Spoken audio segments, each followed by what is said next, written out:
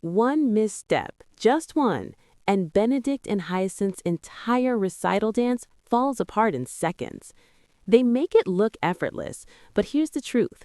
If you miss one tiny step in Benedict and Hyacinth's recital dance, the entire illusion collapses.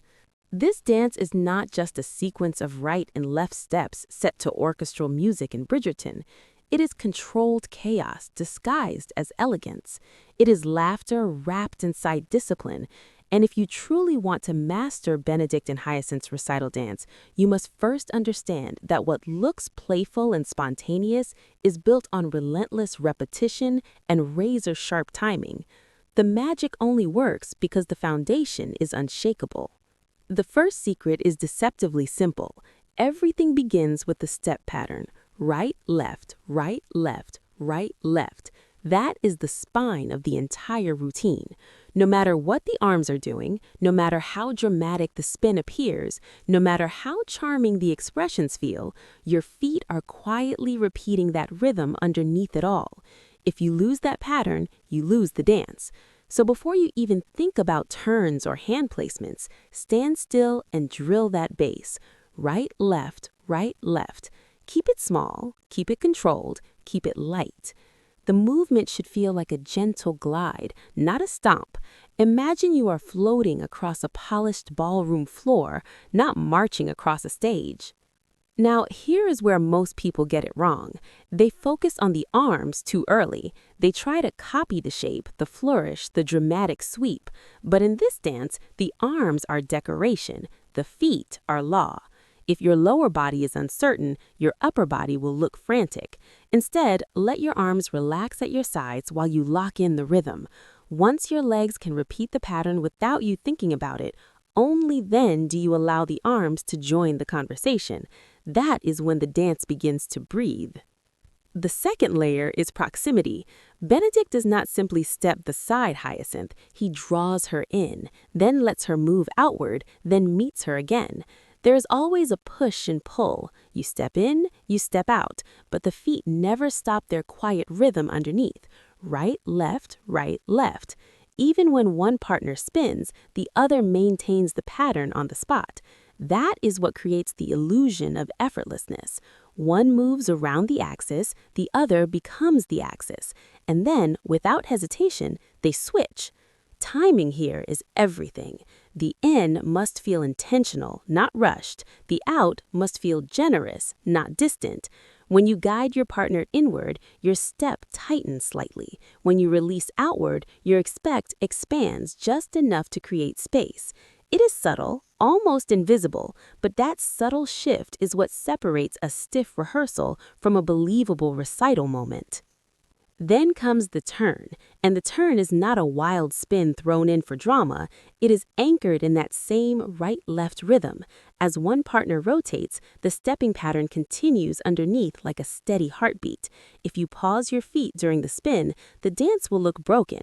The spin must ride on top of the rhythm, not interrupt it. Think of it like threading a needle while walking in a straight line. The thread may twist, but the line never bends.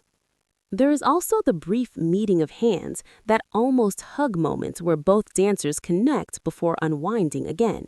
This is not a full embrace, it is a passing connection. Hands meet, weight shifts, steps continue, and then the unwind. The unwind must feel smooth, as if you are releasing tension you barely created. If you pull too hard, it looks forced. If you hesitate, it looks uncertain. The secret is commitment. Once you begin the unwind, you follow through completely while keeping that bass rhythm alive beneath you. And here's something most viewers never notice: the angle shift. After the unwind, the dancers are no longer facing the same direction as before. The entire dance subtly reorients. That shift is what keeps the choreography from feeling repetitive. You go in, out, then re-angle, then repeat. It is the same language spoken from a new direction. That is how the routine feels fresh, even though the base pattern never changes. But mastering the steps is only half the battle. The real challenge is making it feel like you are rediscovering it in the moment. In the recital, there is laughter, there is uncertainty, there is a sense of, do we remember this? Energy. That vulnerability is part of the charm. When you practice, do not aim for robotic precision, aim for confident playfulness. The dance should feel like two people remembering something delightful together, not two performers executing counts. And yet, with all of this structure, there is one move that quietly determines whether the entire routine shines or falls flat, and most people don't even realize they're doing it wrong. One missed step, just one, and Benedict and Hyacinth's entire recital dance falls apart in seconds. They make it look effortless, but here's the truth. If you miss one tiny step in Benedict and Hyacinth's recital dance, the entire illusion collapses. This dance is not just a sequence of right and left steps set to orchestral music in Bridgerton. It is controlled chaos disguised as elegance. It is laughter wrapped inside discipline. And if you truly want to master Benedict and Hyacinth's recital dance, you must first understand that what looks playful and spontaneous is built on relentless repetition and razor-sharp timing. The magic only works because the foundation is unshakable. The first secret is deceptively simple. Everything begins with the step pattern. Right, left, right, left, right, left. That is the spine of the entire routine. No matter what the arms are doing, no matter how dramatic the spin appears, no matter how charming the expressions feel, your feet are quietly repeating that rhythm underneath it all.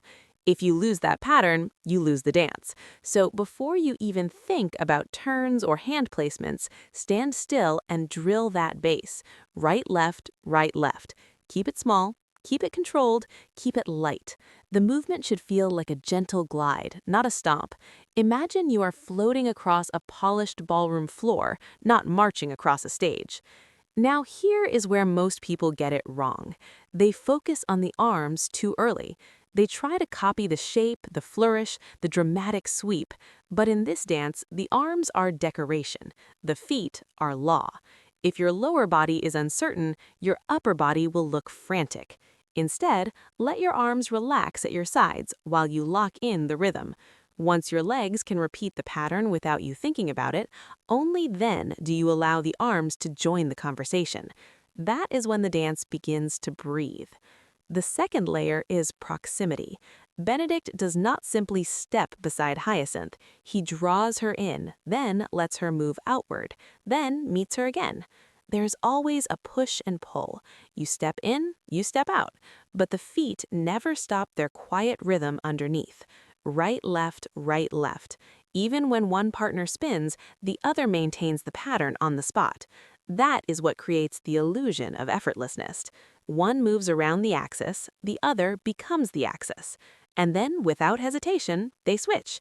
Timing here is everything. The in must feel intentional, not rushed. The out must feel generous, not distant.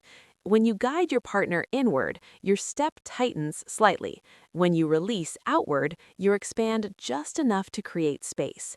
It is subtle, almost invisible, but that subtle shift is what separates a stiff rehearsal from a believable recital moment. Then comes the turn. And the turn is not a wild spin thrown in for drama. It is anchored in that same right-left rhythm. As one partner rotates, the stepping pattern continues underneath like a steady heartbeat. If you pause your feet during the spin, the dance will look broken. The spin must ride on top of the rhythm, not interrupt it. Think of it like threading a needle while walking in a straight line. The thread may twist, but the line never bends. There is also the brief meeting of hands, that almost hug moment where both dancers connect before unwinding again. This is not a full embrace. It is a passing connection. Hands meet, weight shifts, steps continue, and then the unwind. The unwind must feel smooth, as if you are releasing tension you barely created. If you pull too hard, it looks forced. If you hesitate, it looks uncertain. The secret is commitment. Once you begin the unwind, you follow through completely while keeping that bass rhythm alive beneath you. And here's something most viewers never notice: the angle shift. After the unwind, the dancers are no longer facing the same direction as before. The entire dance subtly reorients. That shift is what keeps the choreography